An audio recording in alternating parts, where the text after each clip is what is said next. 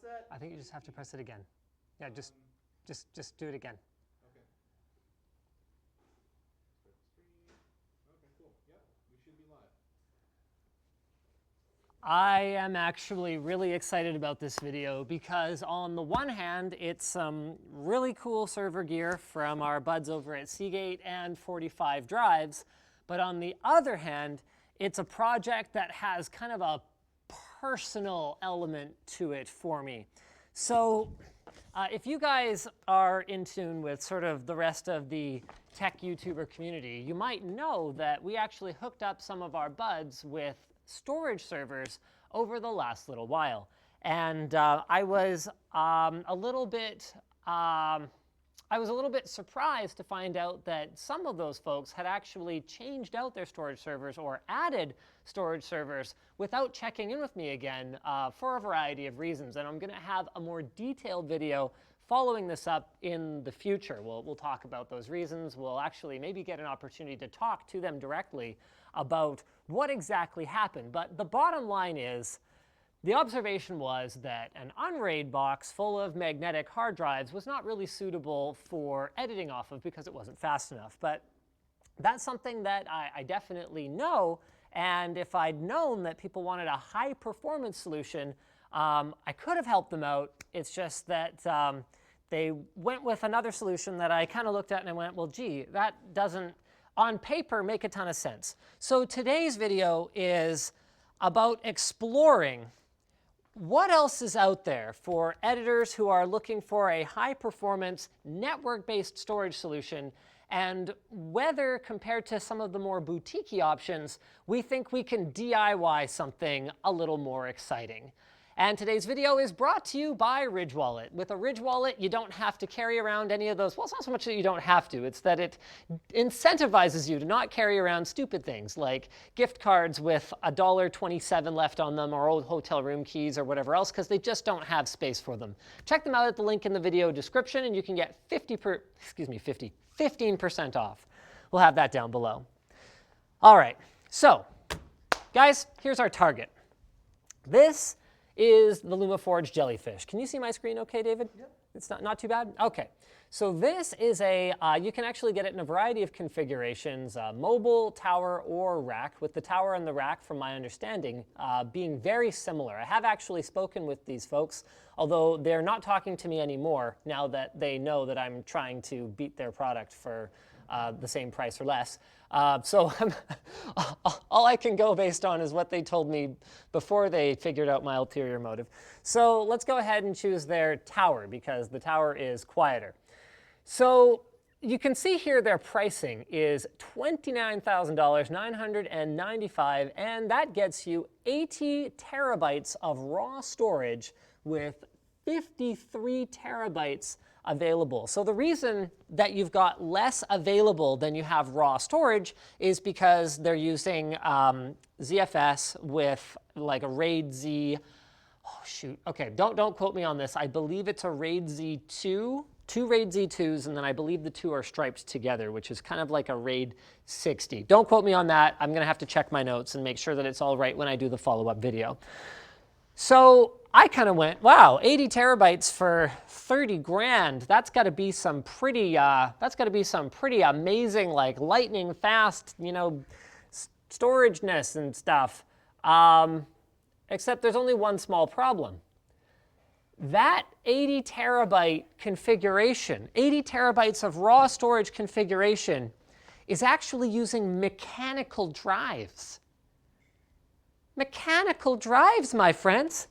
So a quick search over on newegg.com would reveal that the storage in this machine, let's choose 10 terabyte drives for a nice round number, 10 terabyte hard drive.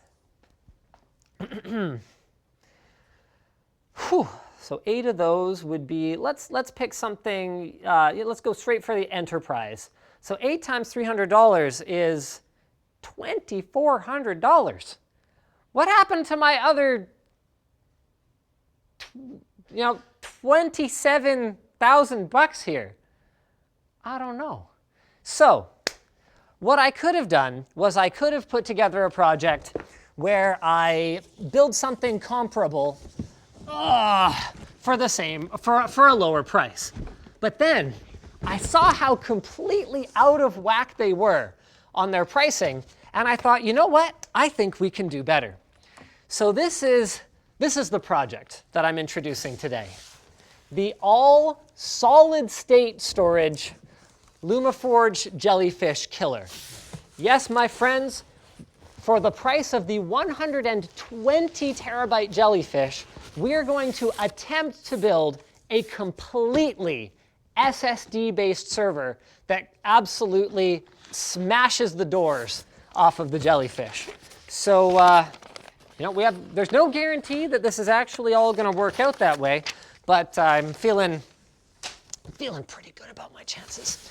So, to start with, we need to unbox something from 45 drives that I've actually never had occasion to use before, so I haven't experienced firsthand. This is called a 45 drives Stornado. It's actually a relatively recent product from them, and I thought there wasn't really anything that special about it until I started doing research for what kind of a server enclosure I could use for this project, and I just couldn't find anything else that quite fit the bill. Because the thing is, part of 45 oh wow, this is some interesting packing material. You guys. Come on, better glue 45 drives. So part of 45 drives' shtick is that instead of relying on backplanes, which take your SATA or your NVMe or your SAS connection and then divide it up to multiple drives, they directly attach every single drive in their machines to the storage controller. Now this has a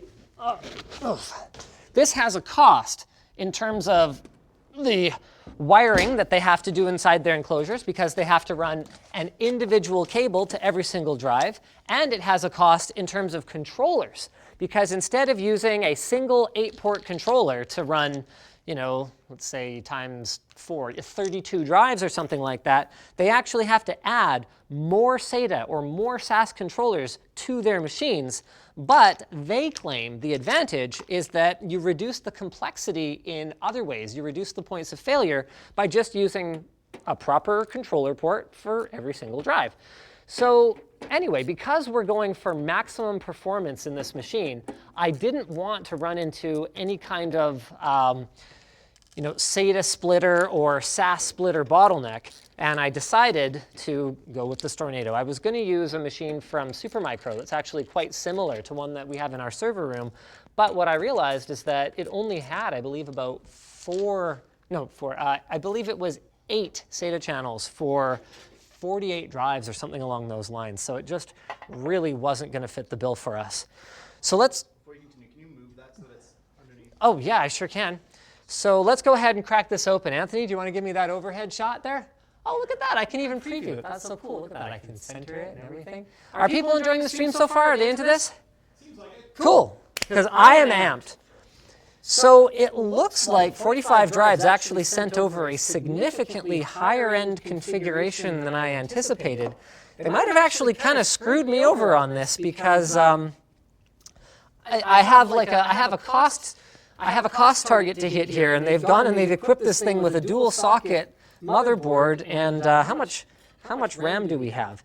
Now, okay, with that said, this might still be okay, because I know that LumaForge does have a performance boost option where they install more RAM, and I believe they upgrade the CPU, but they don't actually tell you how much more RAM or how much more CPU they put in. So it's like, we could kind of say, yeah, we performance boosted it, and we could go up against that if we want. But either way, the math is going to be a little bit fuzzy on this project. In terms of RAM, they've gone and equipped us with 32 gigs times 8, so that's around 256 gigs of RAM. Now, you might wonder, why on earth you would need 256 gigs of RAM for a storage server? And that's a very fair question.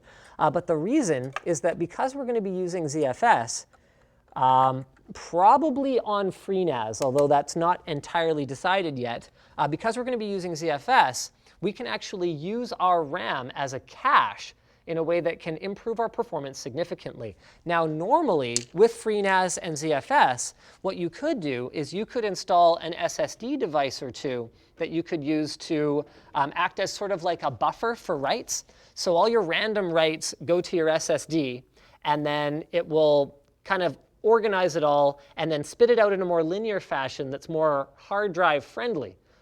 But because we're using all solid state drives, it's very unlikely that we'd get a great benefit from that. So the only ways to really successfully cache a fully solid state server would be either using Optane or using RAM. And the consultant, actually this is a really exciting part of this video, the consultant that I have connected with actually at Computex this year to help us out on this project and make sure that we are setting this up in the best way possible is none other than, oh wow, I'm having a total brain abandoning me moment, and I have actually forgotten his name. Oh, this is really bad. Oh boy, hopefully he never watches this. Patrick. I know he's watching right now. Patrick from Serve the Home. So if you guys aren't familiar with Serve the Home, it's an absolutely fantastic site. It's better than it sounds, because it kind of sounds like, weird nerds, cobbling together like servers for their closets out of old hardware or something like that. And they do that kind of stuff, of course. But they go so much deeper than that, and they have a really great understanding of network storage and servers and all that kind of good stuff. So we're going to work with Patrick. He's going to come up here for the final build where we put this whole thing together, get all the little dials tweaked, and see how much performance we can pull out of this machine. So you guys can see here, I've actually gone ahead and pulled off the second cover here, and that is that not just absolutely beautiful? I've never seen a Stornado. So the difference between a 45 drives Stornator and a Stornado is this. This is actually a very similar chassis to their AV15, which is the one that we hooked Austin up with, where you load a bunch of hard drives in here. But instead, they've got this bracket that seems to be like machined like acetal or like a Delrin type material or something. There's a metal outer layer, and it's designed to hold, it's 32 SSDs, up to 32 SSDs. Let's go ahead and have a look at the rest of our specs here. So as I said before, we're using dedicated controller ports for each one of these slots, so you can actually see the absolute nightmare of cabling. If you get a look through there, David, can you see that? Kind of through that slit there, all these cables that are running to each individual slot. And we're using a pair of, I believe they're LSI controllers here, although LSI has been, I think, acquired a couple of times in the last 5 years, so I can't keep track of who owns them now. Is it Broadcom now, Anthony? I know it was Avago for a bit. Whatever. I'm just going to go full old school, and I'm going to call them LSI controllers because I just can't be arsed to deal with it. They're 9305-16s, I think. Don't quote me on that. It's kind of hard to read from this angle. And then here's another thing that we've gotten here. So this is a pair of Intel X540T2 Ethernet cards. Now you might wonder why we would care about having quad 10 gigabit Ethernet ports on this device. Well, one of LumaForge's big selling points for the Jellyfish is that it's like plug and play.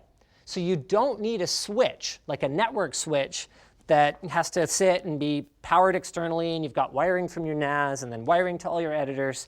It's meant to be just like a drop and go solution where your editors just plug right into the back of it and boom, they've got access to the network share.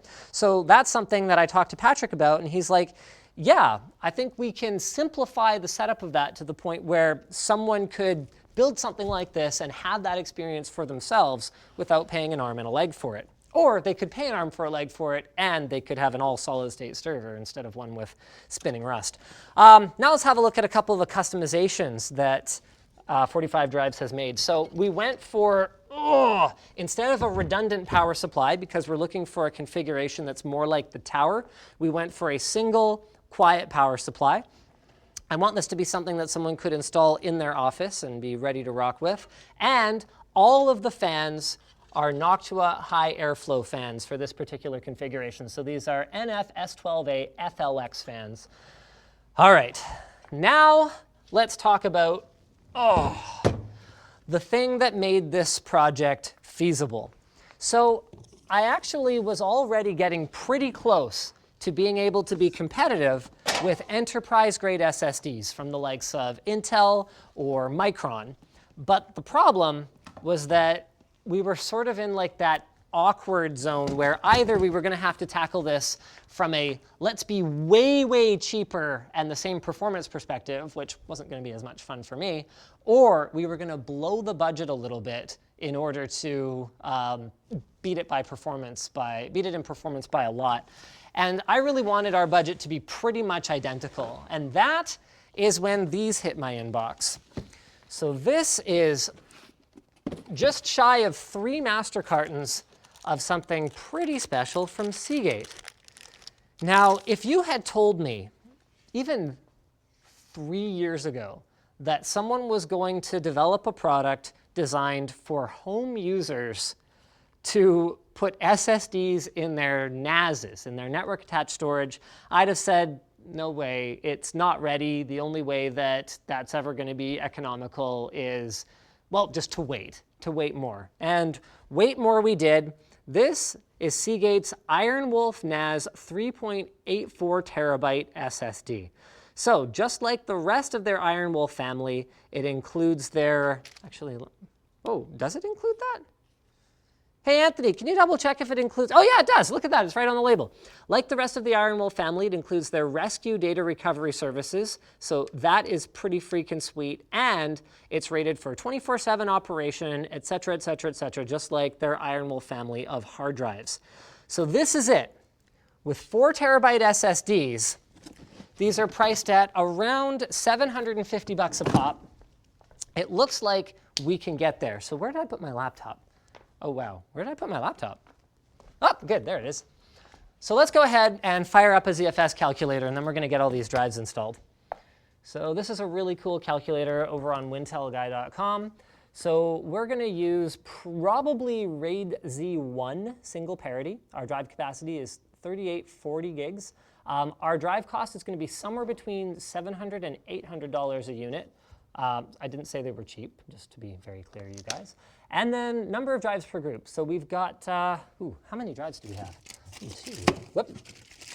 3, 4, 5, 6, 7 here. And then I believe these are both full master cartons with 10 units each. So we've got 27 drives. So there's a number of different ways that we can break that up. Now, I was actually, I had some very old information, and I thought that it mattered a lot how many drives you had in each one of your VDEVs. So that's your groupings of drives for ZFS. But apparently that's very outdated information, doesn't actually matter. So there's a number of different ways that we can tackle this. So let's go ahead and have a look together. So if we wanted to use all 27 of our drives, we could go 9 drives per group. We could say RAID Z1 single parity, and we could go, okay, we're going to have 3 RAID groups, and let's go ahead and calculate what that gives us. So total raw storage is 94. Usable storage capacity is about 80. So let's go ahead and fire up the jellyfish here. So if we only need 80 terabytes of usable capacity, we actually get to compete against the $35,000 jellyfish. We can have up to 4 editors. So that's how they denote how many Ethernet ports they're going to put in the machine. So we've got 4 Ethernet ports. Let's go ahead and click this. Storage expansion. Nope, we already told you how much. Yeah, sure, performance boost. We're boosted. And then let's have a look. So our total is 40 grand. So let's see how we're doing against that. So our total cost, wow, it asks me how much my drives cost, but it doesn't actually calculate that for me. Oh, total cost, okay. So it's costing us 20 grand in drives, which gives us about $20,000 to spend on a Stornado. That should be okay. Or a Stornado, sorry, Stornado. Yeah, wow, that's, I think we're gonna be okay here. So I guess they sent over the Turbo Stornado, which starts at 10 grand. We did make some additions though. So I believe we're going to run FreeNAS, but that doesn't affect the price because it's free. We're not running the redundant power supply. We're going to run 256 gigs of RAM. We've got redundant boot drives. Yes, they are 9305, so we've got 2 of those. And we have 2 dual copper NICs. And our warranties, 3-year, that looks comparable. We don't have, oh, okay. So we don't have any after-sales support, and that is something that Jellyfish does. And my understanding is they also ship you 2 cold spare drives. So we should probably factor that into our price to have a couple extra drives. So it's another $1,500 bucks. So let's see how much our Stornator is costing us here. $17,415. All right. So it looks like we are in business. We are like a grand and a half shy of what the what a Jellyfish would have cost us. And we're all solid state instead of mechanical drives. So let's go ahead and do some drive installation porn here, shall we? Oh, am I going to get demonetized? Is that a bad word? Because you know they transcribe everything you say, right? So. Before you do that, do you want to redo your sponsor's cost? If you said 15%, it's supposed to be 10%. 10% off the Ridge wallet? Oh, shoot. Sorry, guys. Here, you want to throw that to me? Oh, not overhand. Ow.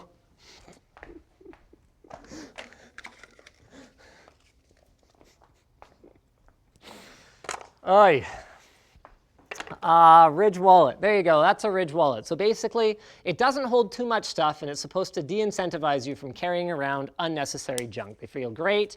They're made of like anodized aluminum. They clip on, and you can save 10% at the link in the video description. Sorry about that. Sorry. All right. Okay. All right. Let's go ahead and install some drives here. Probably the overhead.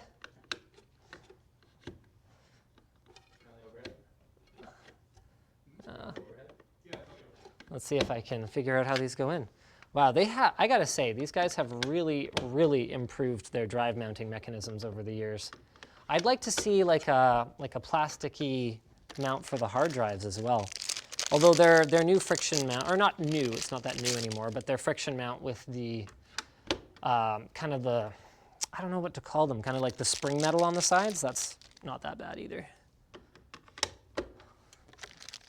Man, I wish we had like an on-screen counter for like how many terabytes we're adding to this machine. 3.84 terabytes per drive, just like that. I should probably also read some super chats or something since I'm not doing anything more useful right now. Where's my mouse cursor? There we go. All right. Get 10 more of these. Man, I'm so amped for this project. It's always really cool when I reach out to someone that I really respect, even though I don't know his name, like Patrick from Serve the Home. And he's like, heck yeah, man, love to work together. That would be great. He's also got some really cool ideas for how we could take this initial project, which is find a magic server and demonstrate that no, it is not in fact magic. It's just some open source or free to use software and some commodity hardware that someone assembled.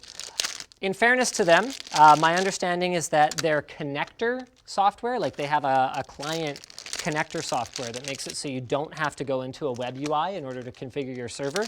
My understanding is that's pretty cool, but they only just got back to me with a video demoing what that UI looks like, so I haven't had a look at that yet. But I will before the final video. I'm determined to make this as fair as I can.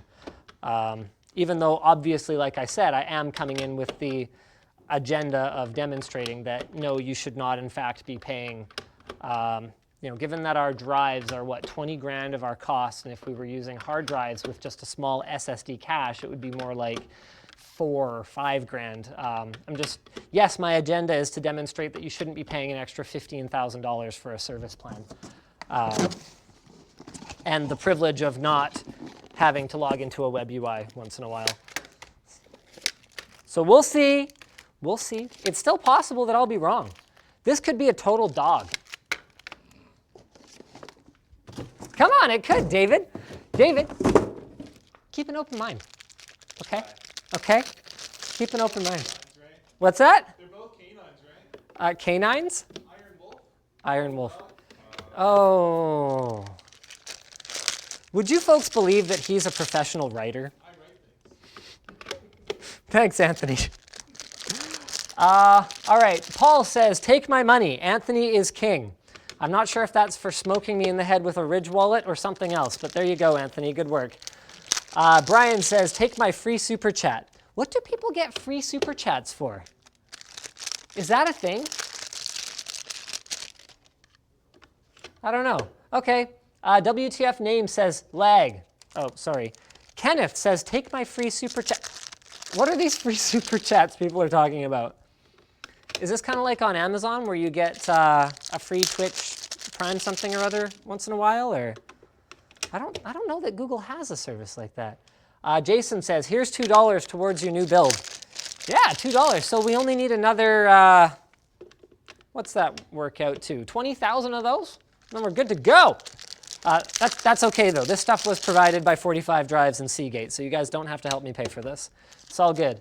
What else we got? Jake says, need your review of the $1,000 monitor stand. That would actually be another really fun project to see if we can beat for half the price or, or match for half the price or, beat for way less or something, or beat for the same price or something like that. What would a $1,000, like an actual $1,000 monitor stand look like? I have no idea. Like, it would have to, man, if it had like a super strong electromagnet or something. So you could like electromagnet it to a thing and then it would be like super solid and then you could like turn off the electromagnet and then you could like mount it somewhere else. Like how over-engineered would a legitimate $1,000 monitor stand have to be?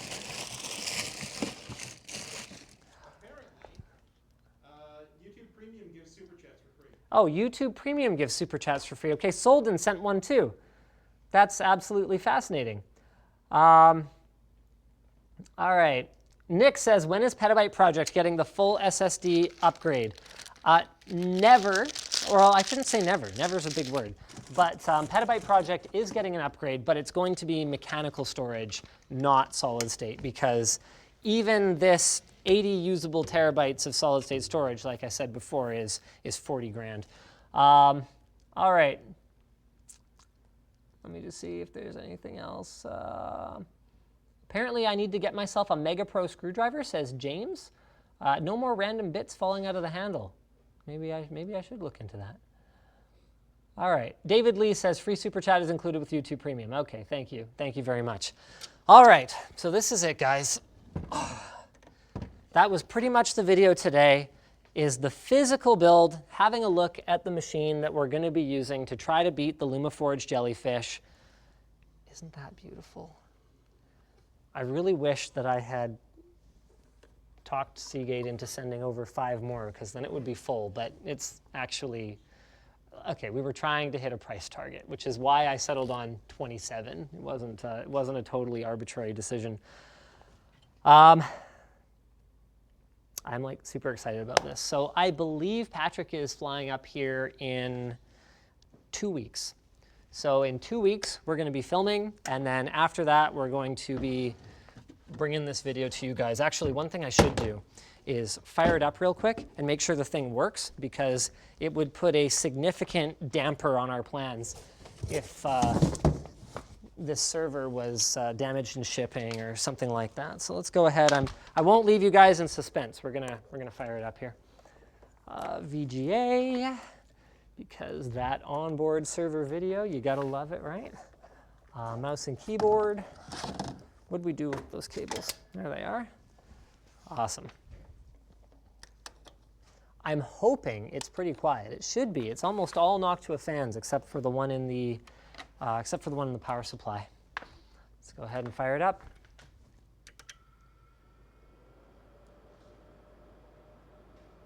All right, rock on. That's a pretty reasonable noise level.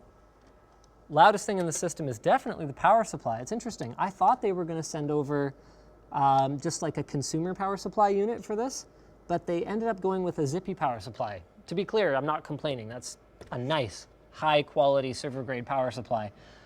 It's just not what I had expected. I thought I was going to get like a Corsair RM series, kind of like their AV512.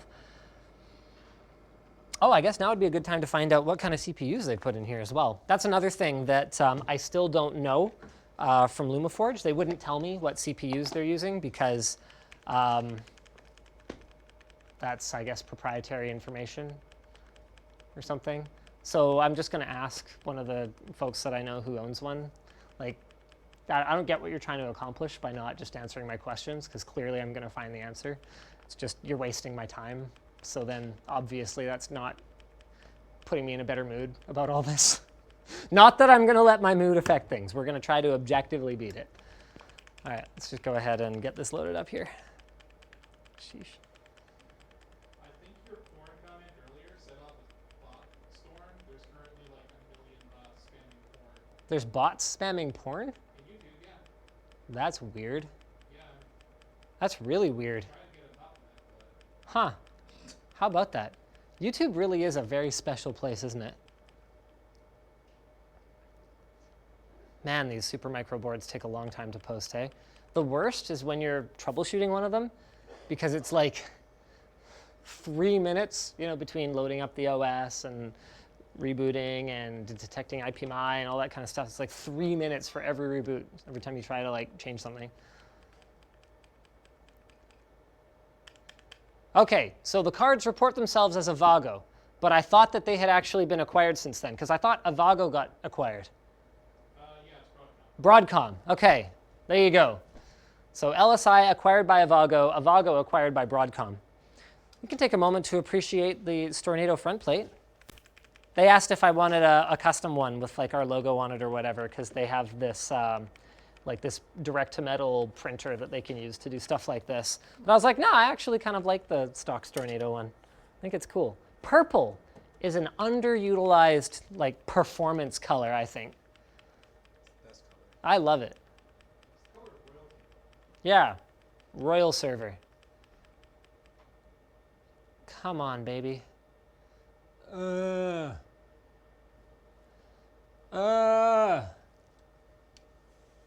One of these days, Supermicro, you guys might actually give a care about how long your boards take to boot. I'm not holding my breath for it, but someday, maybe. Come on. Okay, here we go. So it's working. That stick of memory I pulled out may not have been reseated correctly. 200, wait, no, yeah, that's right. Yep, 256 gigs of RAM. What do we got for CPU configuration? What are these? Xeon E5 2620V4s. These are actually not that state-of-the-art. I'd be interested to know why they haven't upgraded to some of the newer stuff. I guess maybe they found it doesn't matter. Well, I guess we're going to see.